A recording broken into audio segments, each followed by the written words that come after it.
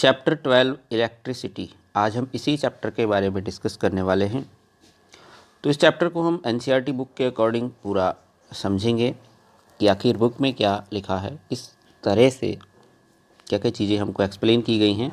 तो सबसे जो पहला पैराग्राफ है, इसमें सबसे पहली लाइन में हमको बताया गया है कि इलेक्ट्रिसिटी का आज हमारी मॉडर्न सोसाइटी में बहुत इम्पोर्टेंट रोल है।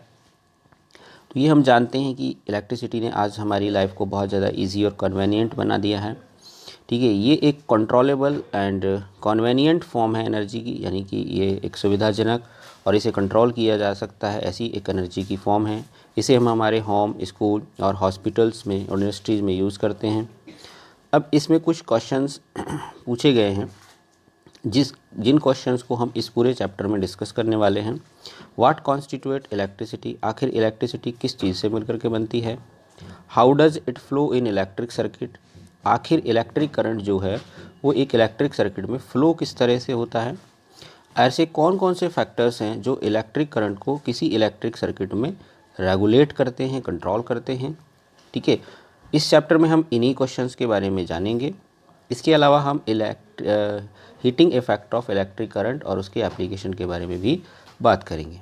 तो चलिए शुरू करते हैं। सबसे पहले हम बात करते हैं इलेक्ट्रिक करंट और इलेक्ट्रिक सर्किट के बारे में। तो देखिए, हम वाटर करंट और एयर करंट से फैमिलियर हैं। ठीक है, हम वाटर करंट और एयर करंट के बारे में जानते हैं।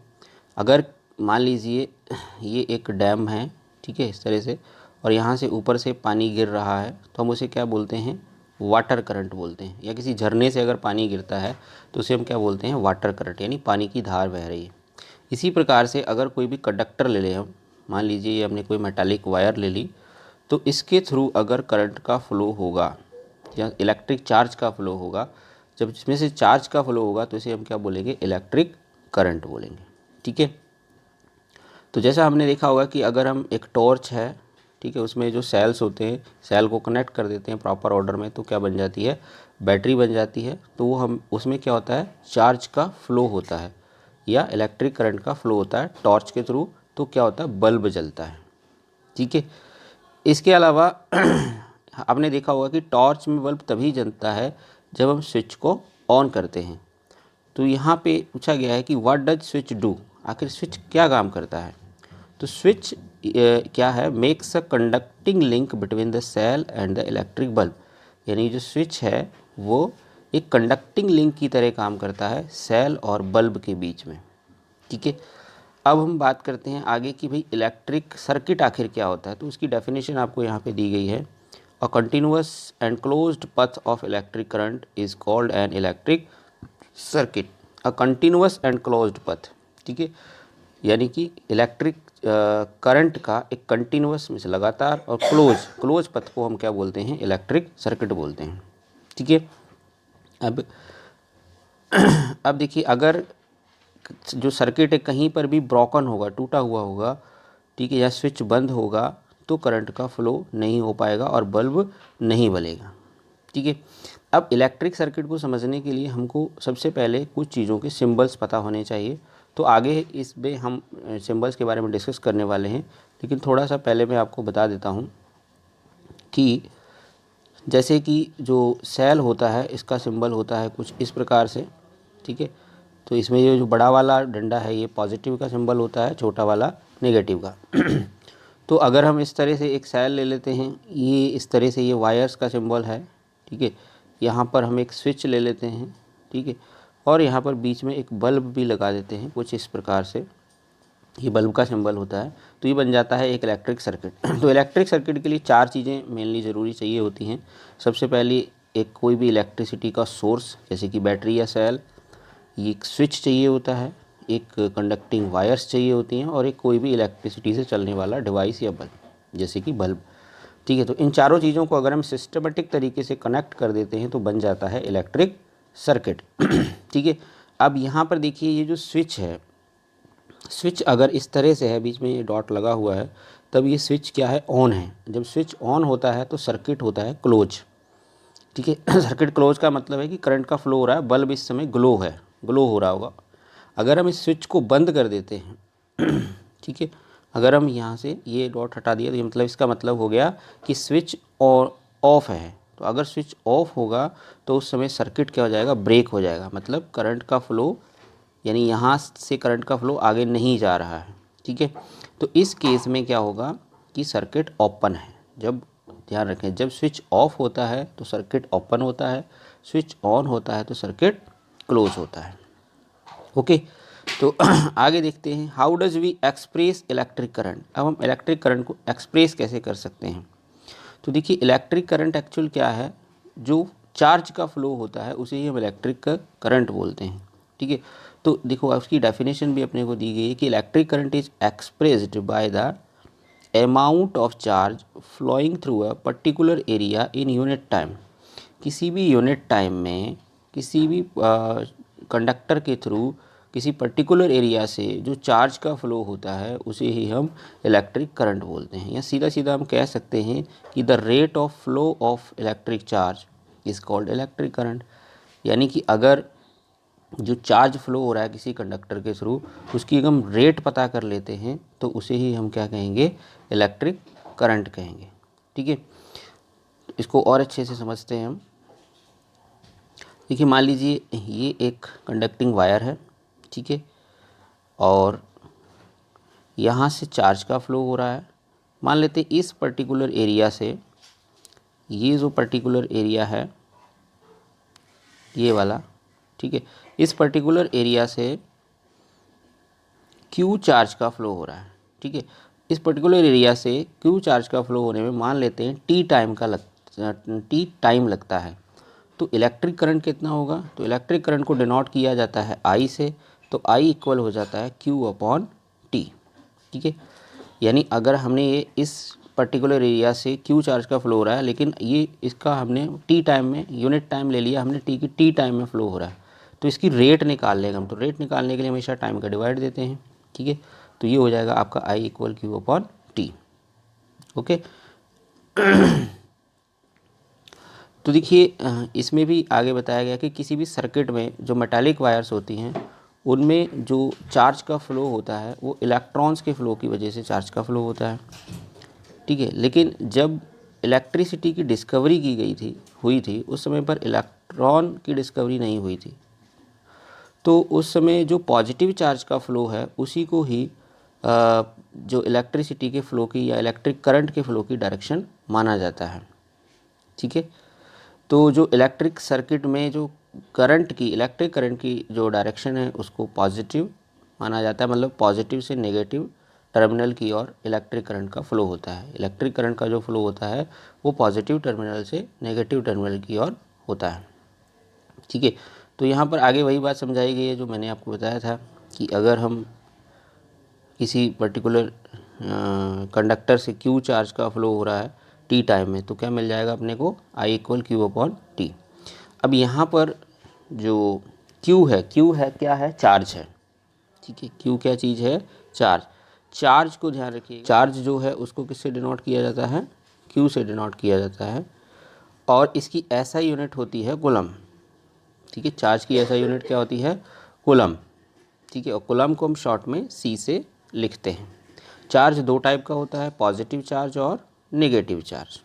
ठीक है, अब यहाँ पर आगे बताया गया है कि जो एक कूलम चार्ज है वो कितने इलेक्ट्रॉन के बराबर है। तो एक कूलम चार्ज में लगभग 6 × 10⁻18 इलेक्ट्रॉन होते हैं। एक कूलम चार्ज में 6 × 10⁻18 इलेक्ट्रॉन होते हैं। इस चीज़ को हम वेरीफाई भी कर सकते हैं, इस चीज़ को हम प्रूव कर सकते हैं कि कैसे कर सकते हैं। तो देखिए, एक इलेक्ट्रॉन जो होता है उसके ऊपर चार्ज होता है 1.6 × 10⁻−19 कूलम। ठीक है, एक इलेक्ट्रॉन में इतना चार्ज होता है। तो अब अपने को पता लगाना है कि एक कूलम में कितने इलेक्ट्रॉन, अगर एक इलेक्ट्रॉन में इतने कूलम चार्ज है तो एक कूलम में कितने इलेक्ट्रॉन होंगे। तो सिंपल सी बात है, हम ऐसा भी लिख सकते हैं कि 1.6 × 10⁻19 कूलम बराबर एक इलेक्ट्रॉन। तो एक कूलम बराबर कितने इलेक्ट्रॉन, तो 1 अपॉन ये जो पूरा है ये वैल्यू 1.6 × 10⁻−19 ये अपॉन में आ जाएगा। ठीक है, माइनस की पावर को ऊपर ले जाएंगे तो 1, ठीक है, इंटू क्या हो जाएगा 10⁻19, लेकिन हम 19 नहीं लिखते हुए क्या लिख लेते हैं 18, और एक जो पावर है यानी एक जो 10 है उसका मल्टीप्लाई यहाँ कर लेते हैं, तो ये क्या हो जाएगा 10 अपॉन में 1.6 है, तो यहाँ से पॉइंट हटा देते हैं हम, यहाँ पे 0 इंक्रीज़ कर देते हैं अपॉन 16। इसको डिवाइड देते हैं हम 4 से, 4 4 जा 16, ये 25 टाइम डिवाइड हो जाएगा। 4 से 25 को अगेन डिवाइड देंगे तो आई थिंक ये 6.25 आ जाएगा। तो हमें मिल गया 6.25 इंटू 10⁻18 इलेक्ट्रॉन, यानी कि 1 कूलाम चार्ज में 6.25 इंटू 10⁻18 इलेक्ट्रॉन्स होते हैं। तो वही यहाँ पर बताया गया है, ध्यान से अगर आप देखें कि 1 कूलाम चार्ज में अप्रॉक्सीमेट 6 इंटू 10⁻18 इलेक्ट्रॉन्स होते हैं। ओके, चलिए आगे चलते हैं। तो इलेक्ट्रिक करंट जो है उसको हम, उसकी ऐसा यूनिट क्या होगी, तो उसकी ऐसा यूनिट होती है एम्पियर। इलेक्ट्रिक करंट की ऐसा यूनिट क्या होती है, एम्पियर होती है। इसको एक फ्रेंच साइंटिस्ट थे एंड्रे मैरी एम्पियर, उनके नाम पर इसकी ऐसा यूनिट एम्पियर रखी गई है। ओके, अब यहाँ पर एक क्वेश्चन आपसे पूछा जाएगा डिफाइन 1 एम्पियर की, 1 एम्पियर कितना होता है। तो चलिए हम फार्मूले से ही हमेशा डेफिनेशन बनाएंगे, हमें डेफिनेशन याद करने की ज़रूरत नहीं है। तो हम क्या करते हैं, हमें पता है कि करंट की ऐसे यूनिट है 1 एम्पियर, तो हमने 1 एम्पियर लिख दिया। अब इसका फार्मूला क्या है, I = Q/T। तो Q की ऐसा यूनिट नहीं, चार्ज की ऐसा यूनिट क्या होती है कूलाम, तो यहाँ पे हम लिख देते हैं 1 कूलाम। नीचे क्या है T की ऐसा यूनिट क्या होती है सेकंड, तो हमने नीचे लिख दिया 1 सेकंड। तो 1 ampere equal 1 coulomb upon 1 second. तो सिंपल सी बात है कि अगर किसी भी कंडक्टर के थ्रू किसी पर्टिकुलर एरिया से पर सेकंड, इसका मीन्स हुआ पर सेकंड किसी भी एरिया से, पर्टिकुलर एरिया से 1 कूलाम चार्ज का फ्लो होता है, तो उसे हम क्या बोलेंगे 1। तो उसमें जो करंट का फ्लो हो रहा है वो कितना हो रहा है 1 एम्पियर। तो 1 एम्पियर मीन्स अगर किसी इलेक्ट्रिक सर्किट से 1 coulomb charge per second flow हो रहा है तो that is equal to 1 ampere electric current. Okay, तो आगे यहाँ पर इसकी जो छोटी यूनिट होती हैं एम्पियर की वो भी यूज़ की जाती हैं, जैसे 1 माइक्रो एम्पियर। ठीक है, तो 1 माइक्रो एम्पियर जो होता है वो 10 to the power milli ampere, milli ampere जो होता है वो 10 टू दी पावर -3 होता है, और माइक्रो एम्पियर जो होता है वो 10 टू दी पावर 6 एम्पियर होता है। ठीक है, अब इस इलेक्ट्रिक करंट को मीज़र कैसे किया जाएगा, तो इसके लिए जो डिवाइस यूज़ किया जाता है वो होता है अमीटर। अमीटर के द्वारा इसको मीज़र किया जाता है। ठीक है, नेक्स्ट है कि इसको कनेक्ट कैसे किया जाता है। तो ये हमेशा याद रखने वाली बात है कि जो अमीटर है वो किसी भी इलेक्ट्रिक सर्किट में हमेशा सीरीज में लगाया जाता है। देखिए 2 तरीके से हम चीज़ों को कनेक्ट करते हैं इलेक्ट्रिक सर्किट में, एक सीरीज़ में और एक पैरेलल। तो आगे हम, अगर आपको नहीं समझ में आ रहा तो हम डिस्कस करने वाले हैं कि सीरीज और पैरेलल में कैसे रजिस्टर्स को कनेक्ट करते हैं। ठीक है, तो ये यहाँ पर आपको फिगर में पूरा ये बना करके इस तरह से इलेक्ट्रिक सर्किट का ये डिज़ाइन बना करके दिखाया गया। ये बैटरी है, ये स्विच है, ये अमीटर लगा हुआ है और ये इलेक्ट्रिक बल्ब है। तो इस प्रकार से हम कनेक्ट करते हैं। ठीक है, तो इलेक्ट्रिक करंट का जो फ्लो होता है वो पॉजिटिव टर्मिनल से नेगेटिव टर्मिनल की ओर होता है। आगे हम डिस्कस भी करेंगे इसके बारे में पूरा विस्तार से कि आखिर एक कंडक्टर में इलेक्ट्रिक जो चार्ज है वो फ्लो होता कैसे है। ये कैसे हम बटन जैसे ही ऑन करते हैं वैसे ही बल्ब ऑन हो जाता है, पंखा ऑन हो जाता है। बटन ऑन करते ही इतनी फास्ट कैसे, क्या इलेक्ट्रिसिटी की जो स्पीड होती है क्या इतनी फास्ट होती है, एक्चुअल में इतनी फास्ट होती है या कोई और रीज़न है, तो वो सारा हम डिस्कस करेंगे। ठीक है, फ़िलहाल अपन यहाँ पे बात कर लेते हैं इस एग्ज़ाम्पल के बारे में जो यहाँ पे दिया गया है अपने को। बहुत ही इजी सा एग्ज़ाम्पल है कि अगर एक फिलामेंट है इलेक्ट्रिक बल्ब का, उसमें से 0.5 एम्पियर का करंट फ्लो होता है, लगभग 10 मिनट तक ये करंट फ्लो होता रहता है।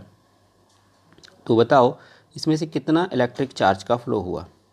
देखो बहुत ईजी है, हमारे पास फॉर्मूला है I = Q/T। ठीक है, लेकिन यहाँ में निकालना क्या है, Q निकालना है। तो Q इक्वल क्या हो जाएगा I × T। याद रखें I आपको दिया गया है 0.5, लेकिन T आपको यहाँ 10 मिनट दिया है, तो मिनट में नहीं लेना, आपको सेकंड में लेना है। तो 10 मिनट को सेकंड में बदलेंगे आप तो कितना हो जाएगा 600। 600 का 0.5 से मल्टीप्लाई करेंगे, you will get 300 coulomb. Okay, चलिए आगे चलते हैं। अब यहाँ पर आते हैं, ये बहुत ही इंपॉर्टेंट टॉपिक यहाँ पर आपको दिया गया है जिसके बारे में हमें डिस्कस करना है। जैसा मैंने अभी बताया था आपको कि flow of charge inside a wire, कि एक वायर के अंदर आखिर इलेक्ट्रिक चार्ज का फ्लो होता कैसे। ठीक है, तो देखिए क्या होता है, कोई भी सॉलिड अगर कंडक्टर है, मान लीजिए एक मेटालिक वायर है, ठीक है, चलो मैं इसको यहाँ पे ड्रॉ करता हूँ। ये एक मेटालिक वायर है, ठीक है। एक्चुअल में क्या है, इसके अंदर बहुत सारे इलेक्ट्रॉन्स हैं ऑलरेडी, क्योंकि कोई भी जो मैटर है वो अपन जानते हैं एटम से मिलकर के या मॉलिक्यूल से मिलकर के बना होगा। और एक एटम के अंदर 3 पार्टिकल होते हैं, न्यूक्लियस के अंदर प्रोटॉन और न्यूट्रॉन होते हैं और बाहर इलेक्ट्रॉन्स होते हैं। तो इसमें क्या होता है, जैसे मान लो ये कॉपर की वायर है, ठीक है, तो इसमें जो इलेक्ट्रॉन, जो एटम्स हैं या मॉलिक्यूल्स हैं, उसमें जो इलेक्ट्रॉन्स हैं वो फ्रीली मूव हो रहे हैं। ठीक है, अब इलेक्ट्रॉन्स जब मूव हो रहे हैं तो वो मूव क्यों हो रहे हैं, ड्यू टू थर्मल एनर्जी।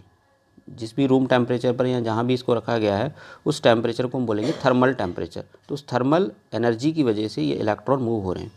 और इस वायर के अंदर ऑलरेडी जो है, यानी कोई भी कंडक्टर है, अगर हमने उसको किसी भी इलेक्ट्रिक सर्किट से कनेक्ट नहीं किया है तो भी उसके अंदर इलेक्ट्रॉन्स जो हैं वो ट्रैवल कर रहे हैं और बहुत ज़्यादा स्पीड से ट्रैवल कर रहे हैं।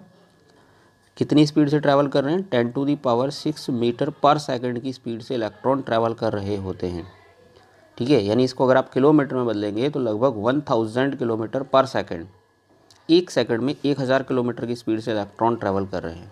ठीक है, लेकिन इनकी कोई पर्टिकुलर डायरेक्शन नहीं है, रैंडमली ये ट्रैवल कर रहे होते हैं। जैसे मान के चलो ये इलेक्ट्रॉन है, ये पहले इस डायरेक्शन में गया, फिर इस डायरेक्शन में गया, फिर इस डायरेक्शन में गया, फिर इस डायरेक्शन में गया, फिर इस डायरेक्शन में गया, यानी पर्टिकुलर कोई डायरेक्शन नहीं, रैंडमली ये अलग अलग डायरेक्शन में ट्रैवल कर रहे हैं। लेकिन जैसे ही हम इस वायर को एक इलेक्ट्रिक कंडक्टर से कनेक्ट करते हैं, इलेक्ट्रिक चार्ज से कनेक्ट करते हैं, ठीक है, मान लीजिए बैटरी से कनेक्ट करते हैं, तो जैसे इसमें चार्ज का फ्लो होने लगता है तो ये जो इलेक्ट्रॉन होते हैं ये एक पर्टिकुलर डायरेक्शन में, यानी कि निगेटिव टर्मिनल की ओर फ्लो होने लगते हैं। ठीक है, अब यहाँ पर आपको इस पैराग्राफ में ये पूछा गया है कि जैसे ही हम बटन ऑन करते हैं, एक्चुअली जैसे ही आप एक बैटरी के साथ कंडक्टर को कनेक्ट करते हैं तो एक्चुअली जो इलेक्ट्रॉन होते हैं उनकी जो स्पीड होती है वो 1 मिलीमीटर पर सेकंड होती है। यानी कि इसको ऐसे समझते हैं हम, जैसे ये वायर है तो यहाँ पर इस कॉर्नर पे कोई एक इलेक्ट्रॉन है, वो 1 मिलीमीटर पर सेकंड की स्पीड से चल रहा है, तो इस कॉर्नर पे पहुँचने में उसको बहुत समय लगेगा। तो इस हिसाब से इलेक्ट्रिक करंट को जैसे हम स्विच ऑन करते हैं, वहाँ से जो बल्ब है या जो भी इलेक्ट्रिकल गैजेट है वहाँ तक पहुँचने में बहुत समय लगना चाहिए। लेकिन जैसे हम स्विच ऑन करते हैं वैसे ही वो जो बल्ब है वो ऑन क्यों हो जाता है। तो इस चीज़ को हम ऐसे समझते हैं, हालांकि इलेक्ट्रॉन्स की जो स्पीड होती है वो बहुत स्लो होती है, तो कभी भी फिज़िकली इलेक्ट्रॉन स्विच से उस गैजेट तक नहीं पहुंचते हैं। ठीक है, जैसे स्विच ऑन करते हैं वैसे ही इलेक्ट्रॉन का फ्लो होने लग जाता है। कैसे, जैसे मान लो इसको हम ऐसे समझते हैं, जैसे मान लीजिए कि ये एक पाइप है जो पूरा मार्बल से भरा हुआ है। ठीक है, अब ये पूरा मार्बल से भरा हुआ है, यहाँ से अगर आप एक भी मार्बल इधर से और डालते हैं, अगर आप एक भी मार्बल यहाँ पे और डालते हैं, सॉरी, तो जैसे ही आप इस पे एक मार्बल और डालते हैं तो क्या होगा, देखिए जैसे ही आप एक मार्बल और डालते हैं इसमें, ये हमने पाइप लिया था, ठीक है, इसके अंदर बहुत सारे हमने क्या भरे थे, मार्बल्स भरे थे। तो जैसे ही आप एक भी मार्बल इसमें और डालते हैं तो ये मार्बल क्या करेगा, बाकी के सारे मार्बल्स को इधर की ओर खिसकाएगा। तो सेम ऐसा ही इलेक्ट्रॉन्स के साथ है, इस पूरे जो कंडक्टिंग वायर है उसके अंदर बहुत सारे इलेक्ट्रॉन्स भरे हुए हैं। ठीक है, जैसे ही एक हम स्विच ऑन करते हैं तो एक इलेक्ट्रॉन खिसकता है, यानी जिसे हम कहते हैं ड्रिफ्ट। तो जैसे ही एक इलेक्ट्रॉन ड्रिफ्ट होता है, ड्रिफ्ट मतलब होता है खिसकना, वो बाकी सारे इलेक्ट्रॉन्स को भी खिसकाता है। तो जब सारे इलेक्ट्रॉन खिसकते हुए, तो यानी अल्टीमेटली क्या होता है कि जो मोशन होता है इलेक्ट्रॉन का वो इस सिरे से इस तरह तक हो जाता है, इसलिए इलेक्ट्रिक करंट का फ्लो हो जाता है। तो इस तरह से जो इलेक्ट्रॉन मूव होते हैं, खिसकते हैं, तो उनकी जो एवरेज वेलोसिटी होती है उसको हम ड्रिफ्ट स्पीड या ड्रिफ्ट वेलोसिटी कहते हैं। ठीक है, तो इस प्रकार से इलेक्ट्रिक करंट का फ्लो होता है। ओके, आई थिंक आपको ये पूरा क्लियर हो गया होगा। ओके, तो ये टॉपिक हम यहाँ तक लेते हैं। इसके बाद हम डिस्कस करेंगे इलेक्ट्रिक पोटेंशियल और पोटेंशियल डिफरेंस के बारे में, तो हम नेक्स्ट वीडियो में डिस्कस करेंगे। अभी वीडियो बहुत ज़्यादा लंबा हो जाएगा। ठीक है, अगर आपने इस चैनल को सब्सक्राइब नहीं किया है तो प्लीज़ सब्सक्राइब कर दें। Thank you so much.